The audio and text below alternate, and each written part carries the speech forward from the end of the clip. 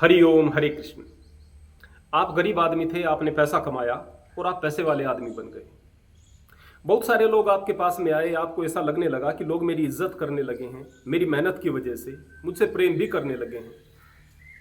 बहुत सारे लोग आपके आसपास आपको दिखाई देना शुरू हो गए। आप पहले ऐसे ही गुमनाम व्यक्ति थे, लेकिन आपने मेहनत की या कैसे भी आपने एक ऊंचे ओहदे को प्राप्त कर लिया। मान लिया राजनीति में चले गए और आप एमपी या एमएलए बन गए। अब दूर के रिश्तेदार भी आपके साथ नजदीक का रिश्ता बता करके कहेंगे आप तो हमारे मामा हो, आप हमारे फूफा हो, इत्यादि इत्यादि। बल्कि आपको रिश्ते से पुकारने लगेंगे, मामा जी, फूफा जी, चाचा जी, इत्यादि इत्यादि कहकर पुकारने लगेंगे। ऐसा लगेगा कि मेरे बिल्कुल सगे करीब के रिश्ते जो हैं वो भी इतने अपने नहीं जितना कि ये लोग जो कि मुझसे रिश्ता निकाल रहे हैं, दूर के रिश्ते हैं, वास्तव में ये मेरे ज्यादा अपने हैं। यदि आप भले ही बहुत ज्यादा पैसे वाले नहीं हो, लेकिन कहीं पर जाते हो तो बहुत सारे उपहार लोगों के लिए लेकर के जाते हो। वो बड़ा खुश होते हैं और आपकी बड़ी तारीफ करते हैं। आपको ऐसा लगता है कि ये बड़ा सम्मान मेरा कर रहे हैं।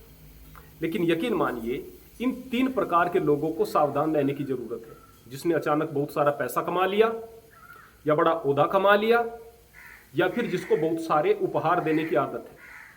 क्योंकि ऐसे लोगों के आसपास प्रेम करने वाले लोगों से ज्यादा चापलूस लोग इकट्ठा होते हैं। और जो वास्तव में प्रेम करने वाले लोग हैं वो थोड़ा सा रूखे नजर आ सकते हैं, वो थोड़ा स्पष्टवादी नजर आ सकते हैं, क्योंकि वो आपके हित की बात करेंगे।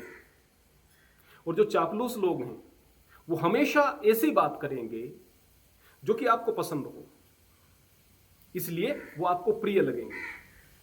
लेकिन यकीन मानिए, जब बुरा वक्त आएगा ना, तो इनमें से कोई चापलूस आपके पास खड़ा हुआ नजर नहीं आएगा। हमने बहुत बार देखा है कि एक एमएलए या एमपी, उसको बदनाम भी उनके उस चापलूस लोगों ने किया है। वे चापलूस लोग गलत काम करते थे और वो आदमी इतने खराब भी नहीं थे। एमपी या एमएलए के विषय में बात करूं, खराब भी नहीं थे, पर उनकी छवि खराब हो गई उन लोगों के कारण। और उन नेताओं को लगता रहा कि ये तो मेरे अपने हैं, ये तो मुझ पर जान देने वाले हैं। उनकी वजह से कल वो हार जाते हैं तो वही उनके प्रियजन दूसरे खेमे में विरोधी पक्ष में खड़े हुए नजर आएंगे। अब वो वहां पर चापलूसी कर रहे होंगे। ये साजिशें होती हैं, लेकिन कमाल की बात यह है, इन साजिशों का शिकार होते हुए भी लोग नहीं समझते। हमने देखा है, लोग बाग नहीं समझते हैं। कई बार आदमी बहुत पैसे वाला है, बहुत भीड़ दिखाई देती है, कल उसका बुरा वक्त आया तो कोई उसके साथ खड़ा हुआ दिखाई नहीं देगा।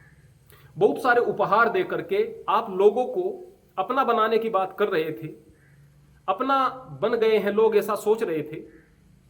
वही लोग आपके जाने के बाद आपको बेवकूफ कहते हैं, आपको कहते हैं कि इसको पता ही नहीं, खाम का पैसा खर्च करता हुआ घूमता है।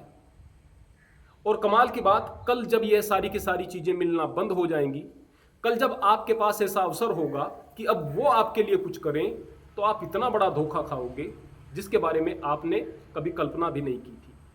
फिर आप तलाश करोगे उन लोगों की जो वास्तव में सच्चे अर्थों में आपसे प्रेम करने वाले थे। चाहे आप नेता हैं, चाहे आप पैसे वाले व्यक्ति हैं, या फिर आप ऐसे व्यक्ति हैं जिसने कि बहुत सारे उपहार दे करके, लोगों को कुछ दे करके अपना बनाया हुआ था।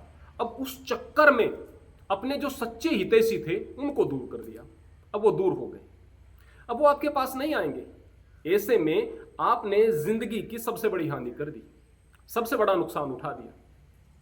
जिस आदमी के पास में सच्चे चाहने वाले, अच्छे, धार्मिक, बेहतरीन व्यक्ति होते हैं, वो आदमी सबसे ज्यादा अमीर व्यक्ति होता है। जिस आदमी के पास में अवसरवादी आदमी होते हैं, जिस आदमी के पास चापलूस आदमी होते हैं, वो आदमी समझो सांप की बांबी में जीवन व्यतीत कर रहा है।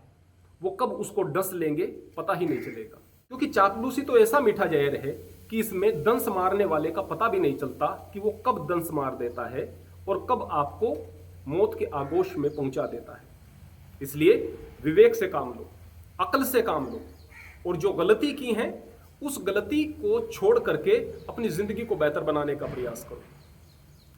आपको आपकी समस्याओं से आप निकाल सकते हैं, आपकी अच्छी सोच और आपकी सावधानी निकाल सकती है। जाग गए तो ठीक, नहीं जागे तो विनाश निश्चित होता है। हरिओम।